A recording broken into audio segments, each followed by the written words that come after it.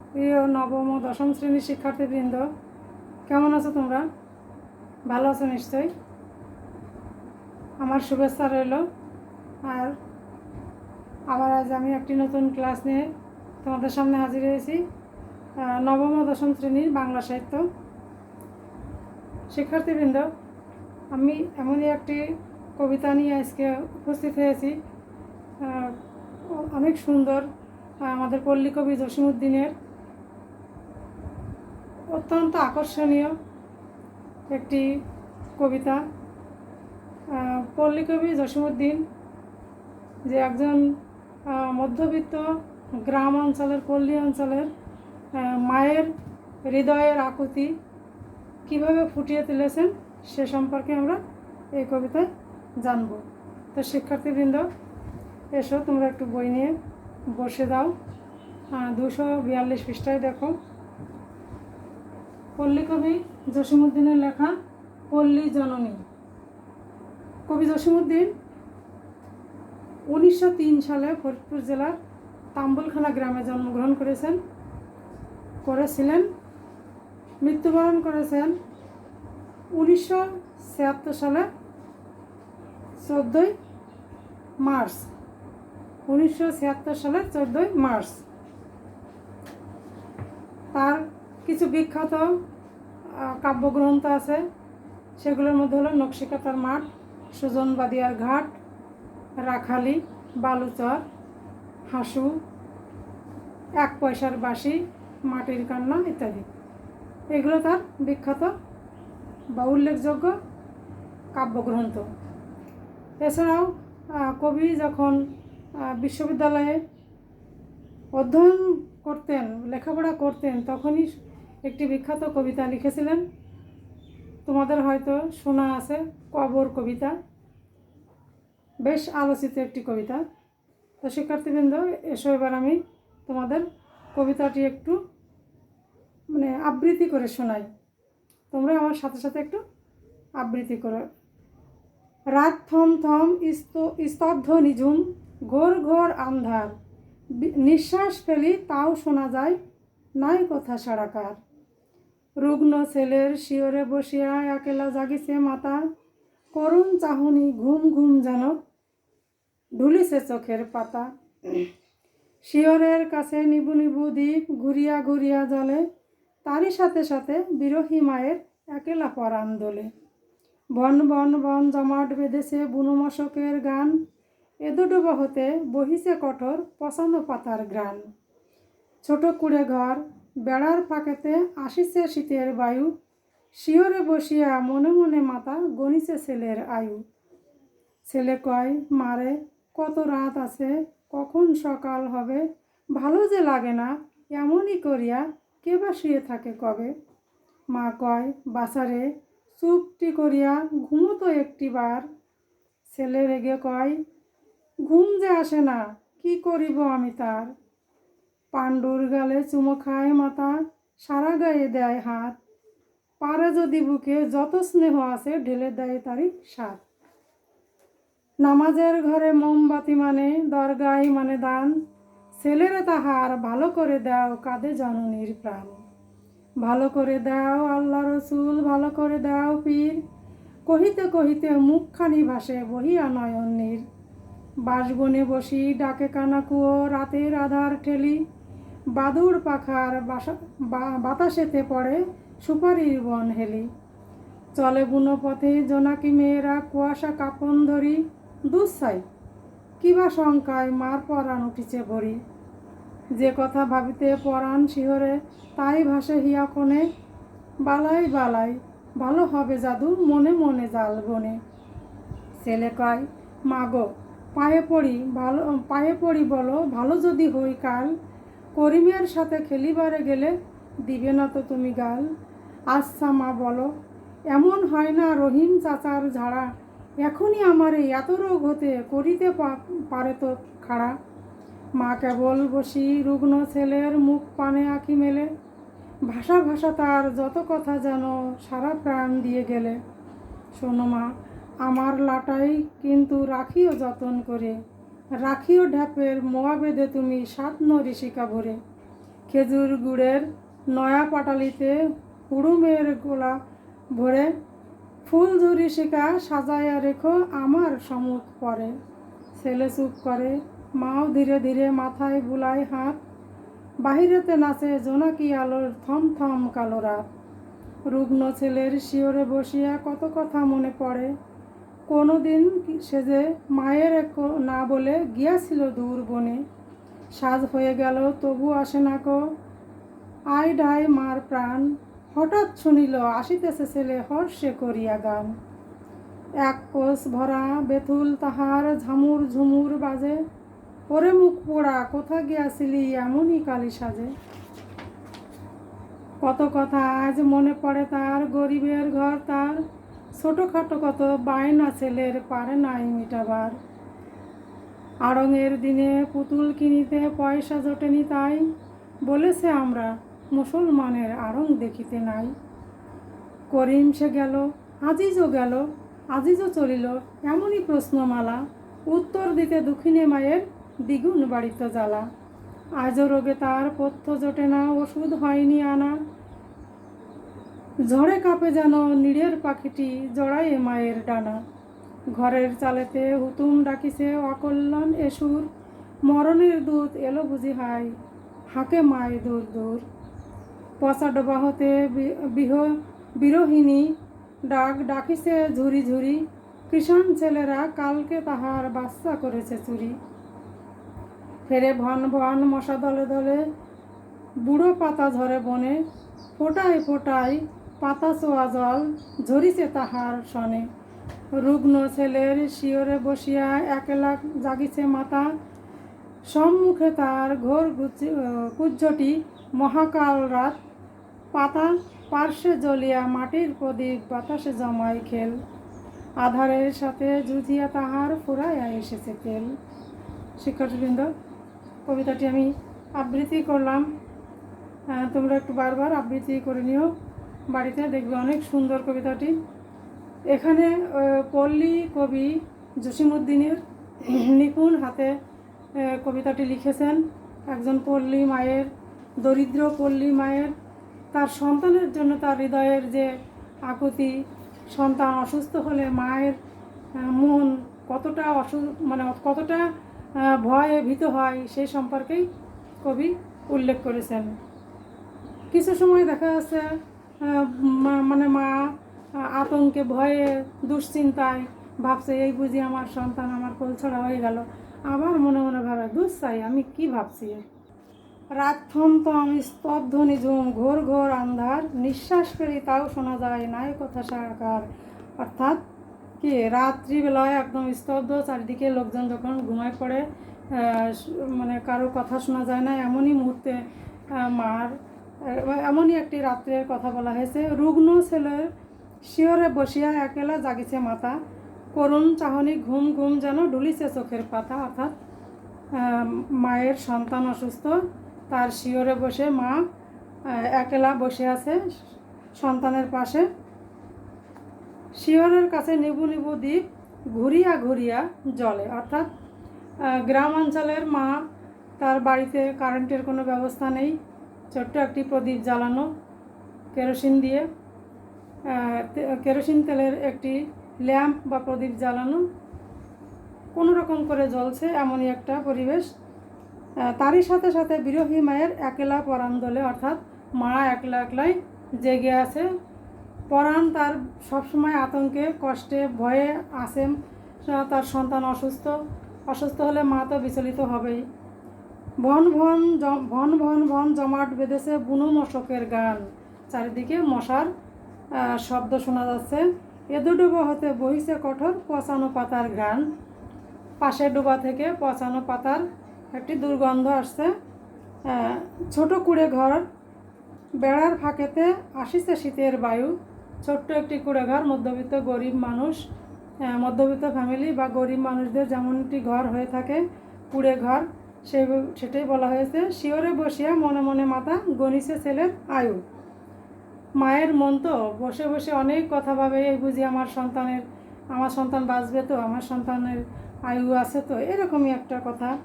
ছেলে কয়, মারে কত রাত আছে, কখন সকাল হবে।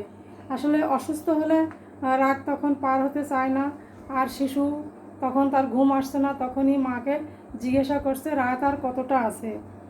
ভালো যে লাগে না এমনই করিয়া কেবা শুয়ে থাকে কবে। অসুস্থ অবস্থায় শুয়ে থাকতে, আরও শিশুরা তো সবসময় ছুটে বেড়াতে ভালোবাসে, ছুটে বেড়াতে মন চায়, তো শুয়ে থাকতে তার আর ভালো লাগছে না, তাই মাকে বিভিন্ন রকমের কথা বলে মানে মাকে অস্থির করে রাখছে যে কখন সকাল হবে, আমি আর শুয়ে থাকতে পারছি না, এরকম আর কি। মা কয়, বাছারে চুপটি করিয়া ঘুমোতো একটিবার। মা তো বারবার আদর করে বলতে থাকে যে একটু ঘুমা, একটু ঘুমা, কিন্তু আসলে ঘুম তো আসে না।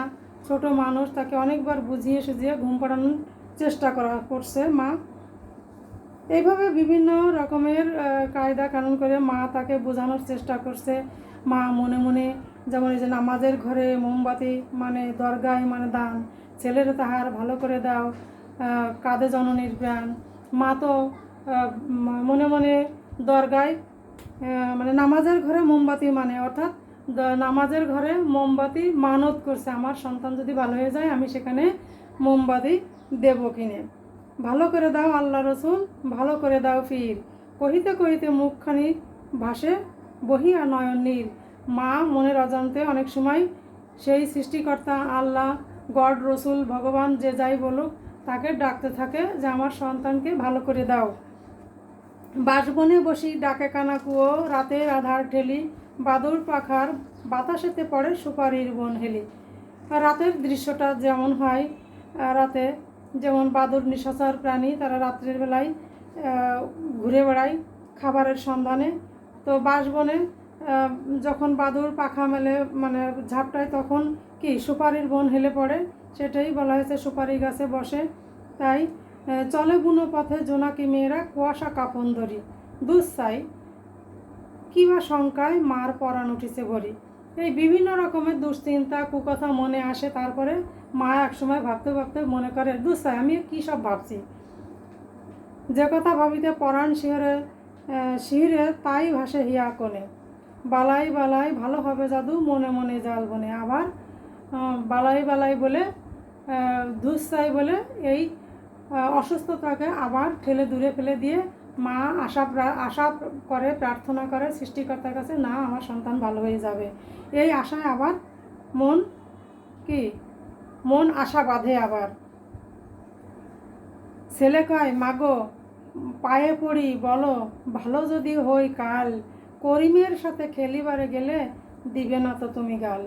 অর্থাৎ মা সবসময়ই তো সন্তানের ভালো চাই, কিন্তু বাইরে যখন ছুটোছুটি করে খেলতে যায়, হয়তো কখনো গাল দিয়েছে, রাগ করেছে, যাওয়া যাবে না, এইরকম বিধি মানে নিষেধ, বিভিন্ন রকমের নিষেধ থাকে। মা যেমন নিষেধ করে, এই নিষেধ যেন আর না করে করিমের সাথে খেলতে গিয়ে। তাই অসুস্থ অবস্থায় মার কাছে এমনই একটি প্রতিজ্ঞা আদায় করে নেওয়ার মতো বলছে আর কি। মা কেবল বসি রুগ্ন ছেলের মুখ পানে আঁখি মেলে, ভাষা ভাষা তার যত কথা যেন সারা প্রাণ দিয়ে গেলে। মা সেই রুগ্ন সন্তানের পাশে বসে, শিওরে বসে, মাথার কাছে বসে সেই সন্তান যত কথা বলছে সেই কথাগুলো যেন বসে বসে গিলছে। শোনো মা, আমার লাটাই কিন্তু রাখিও যত্ন করে, তার খেলনাটা যত্ন করে রেখে দিতে বলছে। রাখিও ঢ্যাপের মোয়া বেঁধে তুমি 7 নরিশিকা ভরে। ঢ্যাপ অর্থাৎ শাপলার যে বীজ, ঢ্যাপের সুন্দর খই হয়, তা থেকে মোয়া তৈরি করা যায়, সেটার কথা বলছে। সেটা বেঁধে গুছায় রাখতে বলছে। খেজুর গুড়ের নয়া পাটালিতে হুড়ুমের কোলা ভরে। অর্থাৎ খেজুর গুড়ের নয়া পাটালি, নতুন পাটালিতে হুড়ুমের কোলা, হুড়ুম অর্থাৎ মুড়ি, কোলা ভরে রাখতে বলেছে। ফুল ধরে শেখা সাজায় রেখো আমার সম্মুখ পরে। ছেলে চুপ করে, মাও ধীরে ধীরে মাথায় বুলায় হাত। এমনই বিভিন্ন রকমের কথা বলতে বলতে একসময় ছেলেটার ঘুম এসে যায়। বেশ কিছুটা মা হাত বুলাতে বুলাতে, তার আদর করতে করতে একটু ঘুমাওয়ার চেষ্টা করে। বাইরেতে নাচে জোনাকি আলোর থম থম কালো রাত। রুগ্ন ছেলের শিওরে বসে কত কথা পড়ে মনে, কোনোদিন সে যে মায়ের না বলে গিয়াছিল দূর বনে। সাজ হয়ে গেল তবু আসে না আই ডাই মার প্রাণ। কোনো একদিনে সেই শিশুটি অর্থাৎ ছেলেটি মাকে না বলে কোথাও বেড়াতে গিয়েছিল, খেলতে গিয়েছিল। এমনই দিনের কথা বলেছেন মা, যে সেদিন তার পরাণটা এত অস্থির হয়েছিল যে না জানি আমার বাচ্চাটা কোথায় গেল, কখন আসবে, টেনশানে।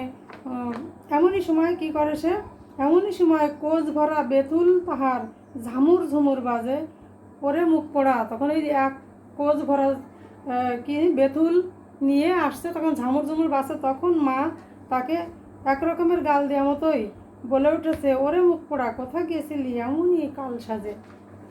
কিন্তু আসলে সন্তান যখন অসুস্থ হয় তখন কিন্তু মা ভাবতে থাকে যে আমার ছেলেটাকে না জানি আমি কত বকাবকি করি, আর কখনো বকবো না, আর কখনো বকাবকি করবো না, শুধু আদর করবো। এমনই একটি আর কি কত কথা আজ মনে পড়ে।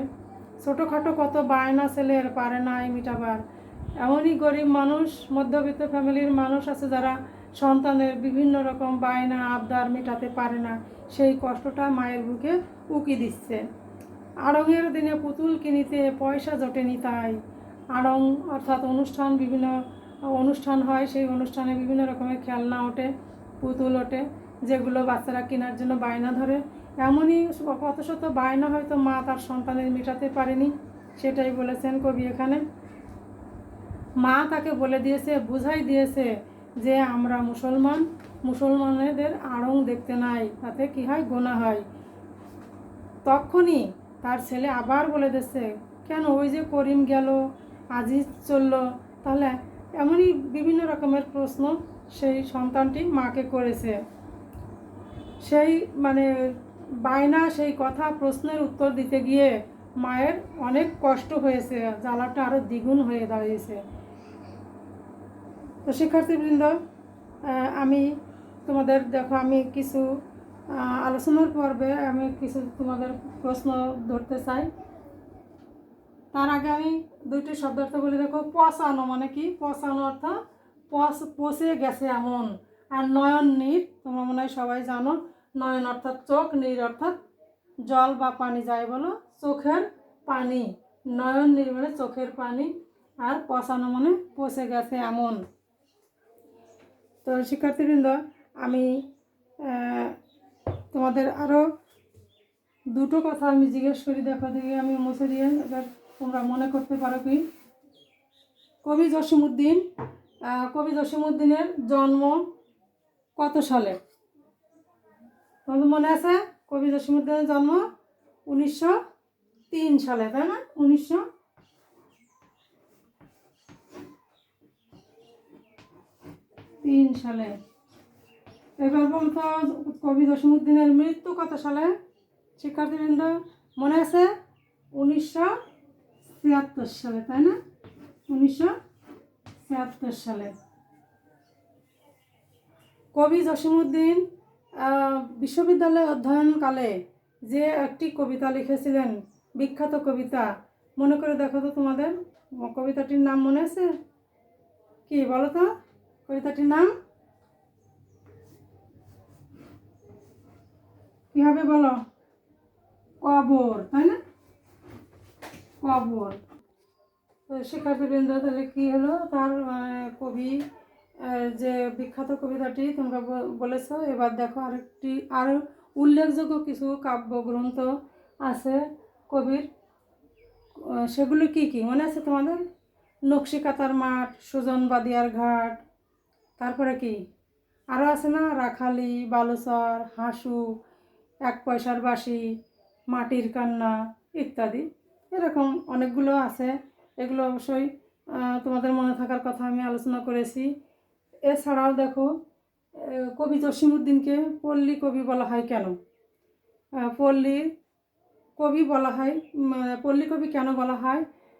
কবি জসিমউদ্দিনের লেখায় যে পল্লীর মানুষের স্বপ্ন, আশা, আনন্দ, বেদনা যেভাবে ফুটে উঠেছে, বিরহ মিলনের চিত্র ফুটে ওঠে, এই অন্য কোনো কবির কবিতায় এমন দেখা যায় না, মেলাভার।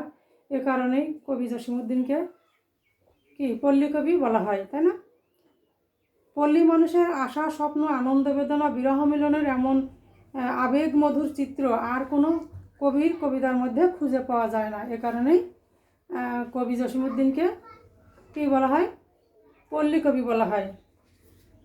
তো যাই হোক শিক্ষার্থীবৃন্দ, আমি এবার তোমাদের একটি বাড়ির কাজ দিয়ে ক্লাসটি শেষ করে দেব। বাড়ির কাজ হিসেবে তোমরা একটু লিখে নাও, সন্তানের প্রতি মায়ের ভালোবাসা অকৃত্রিম। আলোচনা করো। সন্তানের প্রতি মায়ের ভালোবাসা অকৃত্রিম, আলোচনা করো। এটি বাড়ির কাজ থাকলো শিক্ষার্থীবৃন্দ। এটি অবশ্যই তোমরা পড়ে সুন্দর করে লিখে রাখবে, স্কুল খুললে আমাকে দেখিয়ে নেবে। তো আজ আর নয়, তোমাদেরকে ধন্যবাদ দিয়ে আজকের ক্লাস শেষ করছি। আগামীতে আবার একটি নতুন ক্লাস নিয়ে আমি তোমাদের সাথে সংযুক্ত হব। ততক্ষণে তোমরা অবশ্যই, আমি আশাবাদী তোমরা ভালো থাকবে, সুস্থ থাকবে। সৃষ্টিকর্তা যেন তোমাদের ভালো রাখে। ধন্যবাদ।